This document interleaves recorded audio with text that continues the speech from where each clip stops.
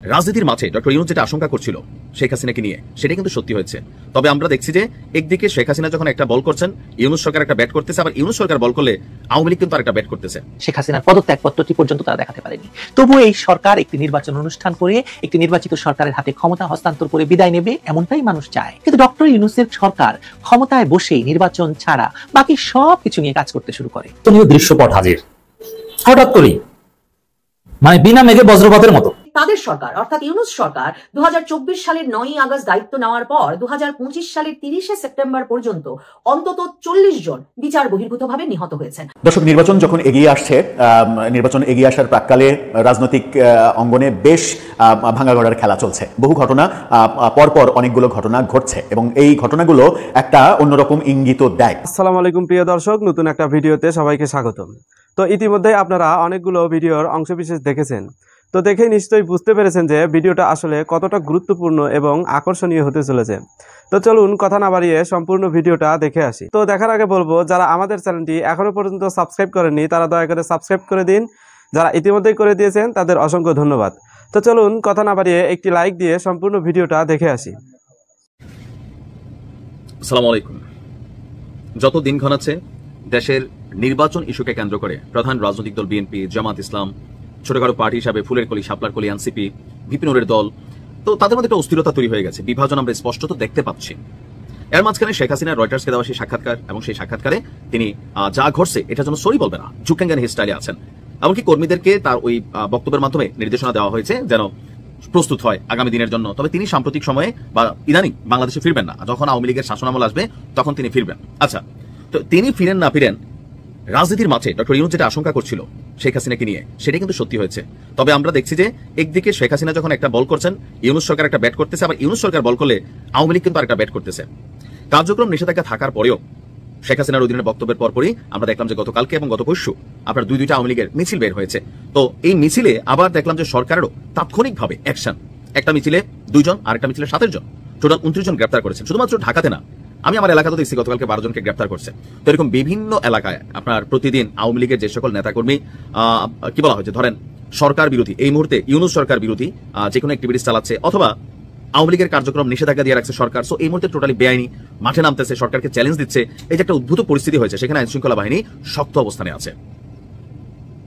আওয়ামী লীগের যে ঝটিকা মিছিল মাঝখানে যেরকম বড় হয়েছিল, আবার কিন্তু একটু ছোট হয়ে আসছে। কারণ কি, সেটা বাংলাদেশে যারা মানে লিড পজিশনে আছে তাদের অনেকেই কিন্তু গ্রেপ্তার করা হচ্ছে। যদিও তাদের লম্বা সময়, আমি এই সরকারের একটা ভালো দিক যেটা মনে করি যে সাসপেক্টেড হিসাবে, অথবা আওয়ামী লীগের, যুবলীগের, ছাত্রলীগের একদম লোয়ার শ্রেণীতে যারা আছেন নেতাকর্মীরা, তাদের অনেকে গ্রেপ্তার হওয়ার পরে তাদেরকে কিন্তু মোটামুটি জামিন দেওয়া হচ্ছে। এটা কিন্তু একটা ভালো দিক যে গ্রেপ্তার হইতেই পারে, আবার তিনি জামিনে আসতেছেন, এটা একটা বেটার। আবার অনেক সময় আছে যে গ্রেপ্তার করে আর জামিন দিচ্ছে না, এটা হচ্ছে কারা, একদম A+ কোয়ালিটির যারা নেতা আছেন, অথবা যাদের ডাকে মাঠে যে কোনো পরিস্থিতি তৈরি হতে পারে, ওই রকম যারা আছেন তাদের জামিনের বেলায় হয়তো আমরা একটু ভিন্নতা দেখতে পাচ্ছি।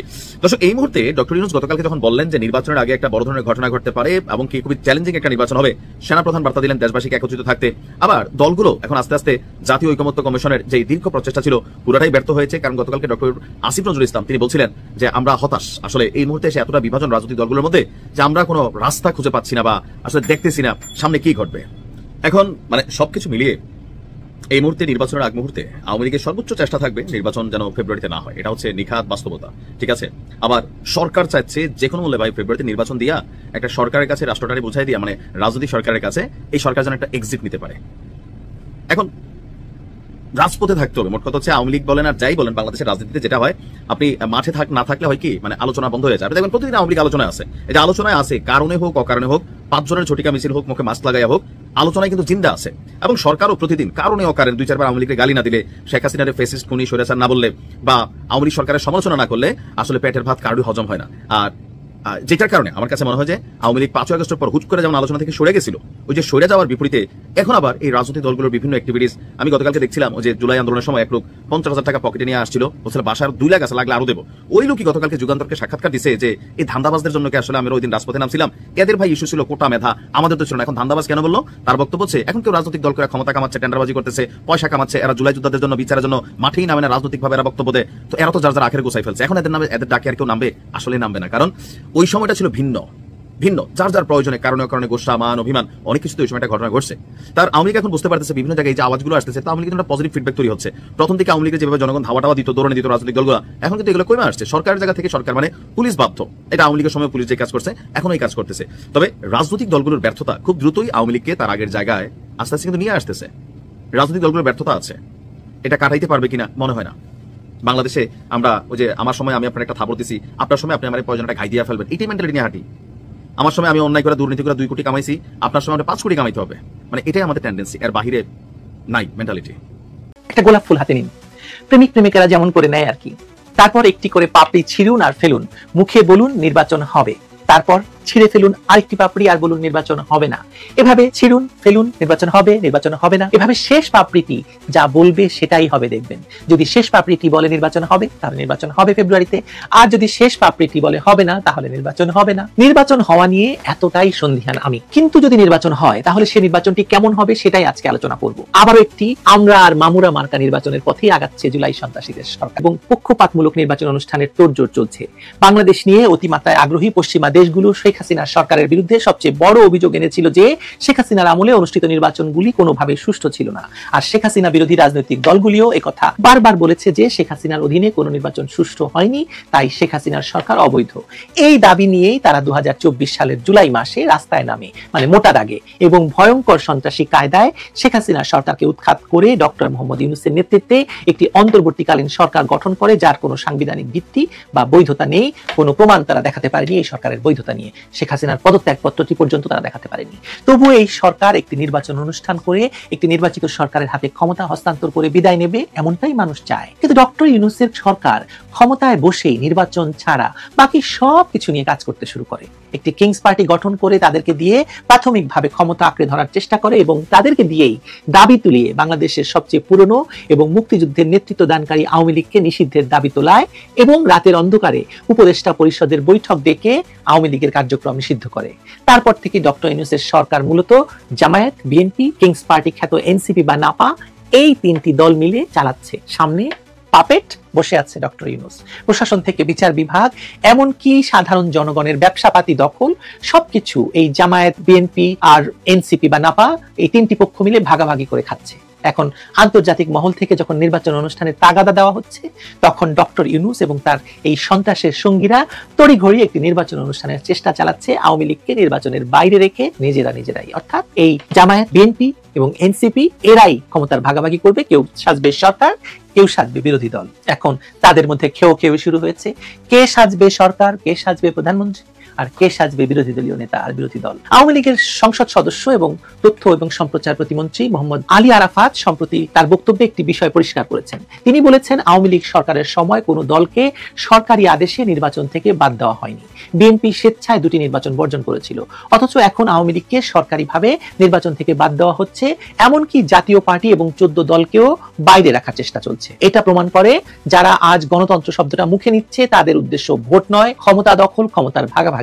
তিনি যুক্তি দিয়েছেন, আওয়ামী লীগ আমলের নির্বাচন নিয়ে সমালোচনা করার কোনো নৈতিক অধিকার বিএনপি বা তাদের সহযোগীদের নেই, কারণ অপরাধের হিসেব করলে তারা অনেক গুণ বেশি অপরাধী। তার কথায় নিশ্চিতভাবে যুক্তি আছে। আওয়ামী লীগ আমলে বিতর্কিত নির্বাচন হয়েছিল, কিন্তু তখন অন্তত কোনো দলকে প্রশাসনিকভাবে নিষিদ্ধ করা হয়নি।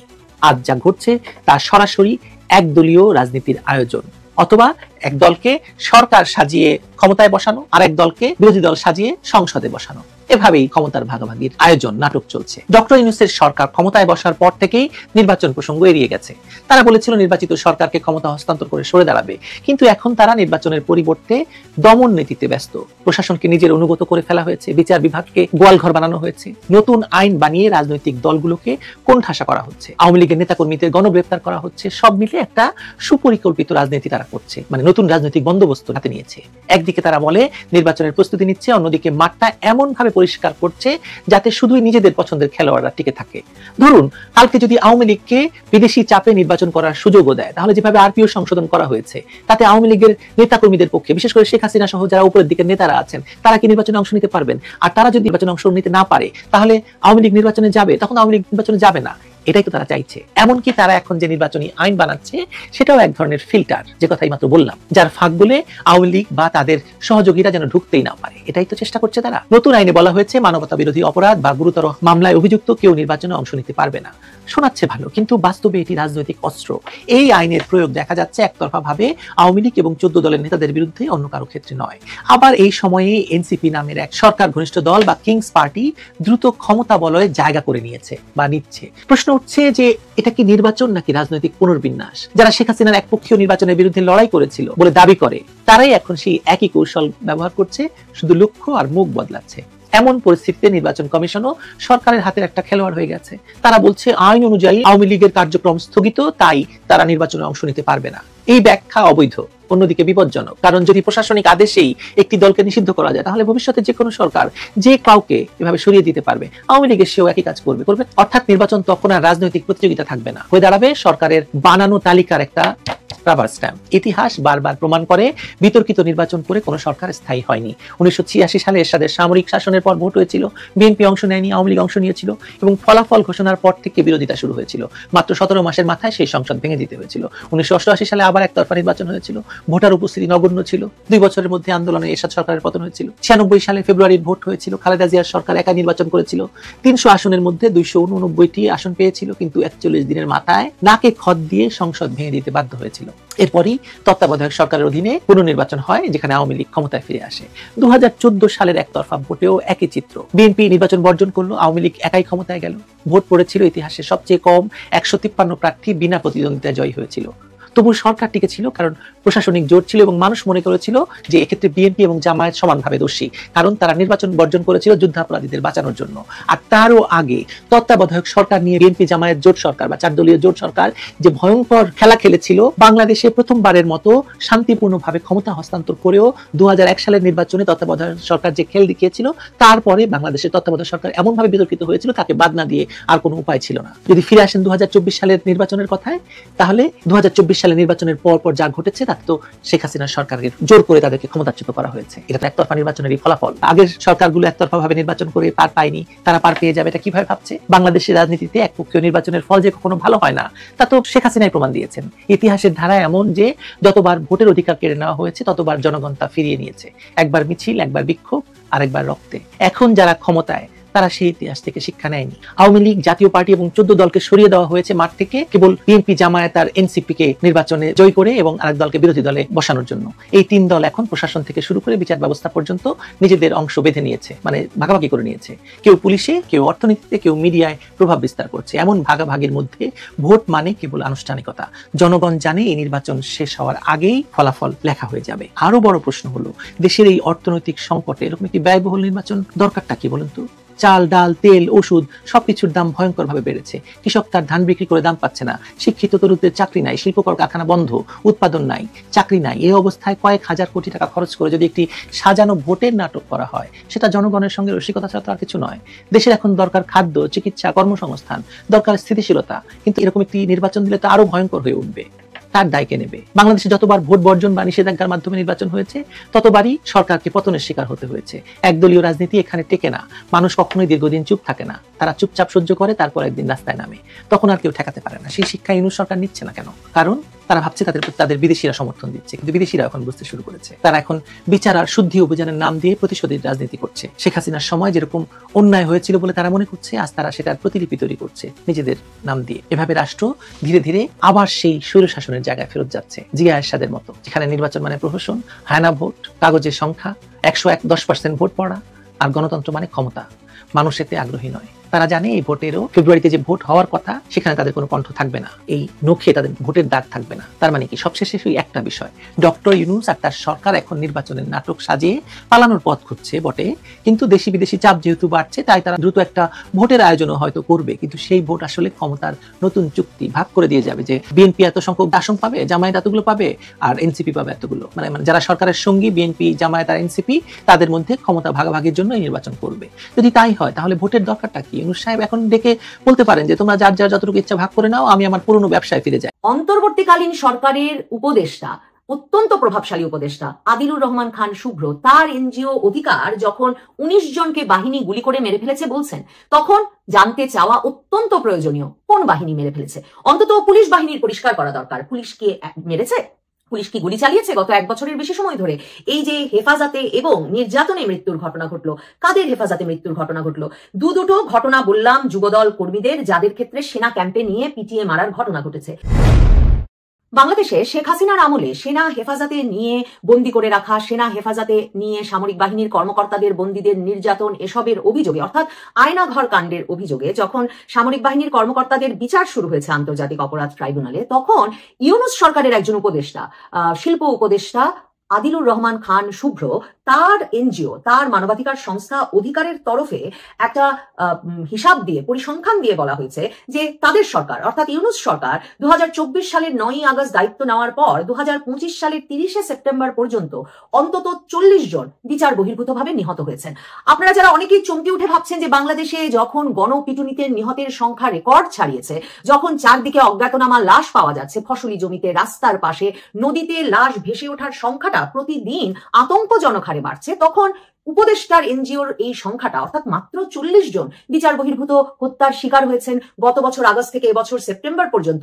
সংখ্যাটা এত কম হলো কি করে? আপনাদেরকে ব্যাখ্যা করে বলতে চাই যে উপদেষ্টা আদিলুর রহমান খান শুভ্রের প্রতিষ্ঠান অধিকার যে হিসাব দিয়েছে, তাতে তারা শুধুমাত্র বাহিনীর হেফাজতে থাকা, বাহিনীর নির্যাতনে এবং বাহিনীর গুলিতে নিহতের সংখ্যা নির্ধারণ করেছে এবং তারা বলেছে অন্তত 40 জন গত বছর আগস্ট থেকে এবছরের সেপ্টেম্বর পর্যন্ত নিহত হয়েছে বাহিনীর হেফাজতে, বাহিনীর নির্যাতনে, বাহিনীর গুলিতে। এর মধ্যে তারা বলছে আইন শৃঙ্খলা বাহিনী, আইন শৃঙ্খলা রক্ষাকারী বাহিনীর গুলিতে নিহত হয়েছেন এই 40 জনের মধ্যে সবচেয়ে বেশি 19 জন। আমার প্রশ্ন হচ্ছে, কোন বাহিনী মারছে? কোন বাহিনী হেফাজতে নিয়ে নির্যাতন করছে? কোন বাহিনী পিটিয়ে মারছে?